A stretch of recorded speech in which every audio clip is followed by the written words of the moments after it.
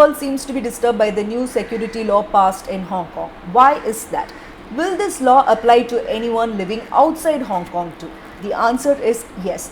Practically, this law gives the authority to arrest anyone talking against the Chinese Communist Party. This law is actually flexible and can be used against a wide variety of people in a wide variety of situations. This new legislation went into effect in Hong Kong on June 30th, but legal experts are now warning that this law not only applies to Hong Kongers but also virtually to anyone who speaks publicly against the Chinese regime.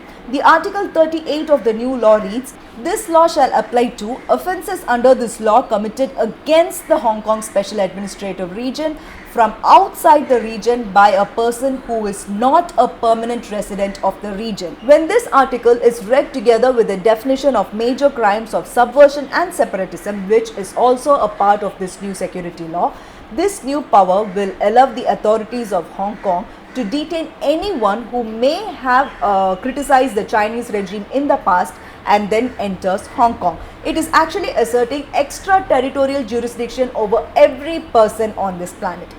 Experts point out that while Article 38 may seem like a remarkable overreach, but such actions are nothing new for China. Another provision in the law, Article 54, gives the National Security Bureau and Foreign Ministry of China much greater powers to exert control over foreign NGOs and overseas news organizations in Hong Kong. How the law will be used or who specifically it will target won't be known until Beijing begins to implement it, but the law has been written so that the Chinese government can change who it targets over time to suit its needs. This new law could stop anyone who was critical of Chinese regime in the past from traveling to China. Already, governments in Canada and the UK have updated their travel advisory for Hong Kong, warning travelers of the increased risk of arbitrary detention and possible extradition to China. Those most likely to be on Beijing's list of targets are people who regularly speak out about the atrocities of Chinese government, especially journalists. A most recent news that portrays negatively on China is how the country treats Muslim communities in Xinjiang region. So anyone who talk about the detention and torture of Uyghur Muslims will be targeted.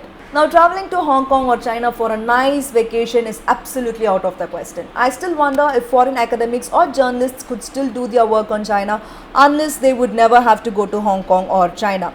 Those who still want to go there for a career would have to adopt self-censorship. Just imagine being able to express your thoughts one day and the very next day it becomes a punishable offense. Losing democracy overnight will drastically change every aspect of your life.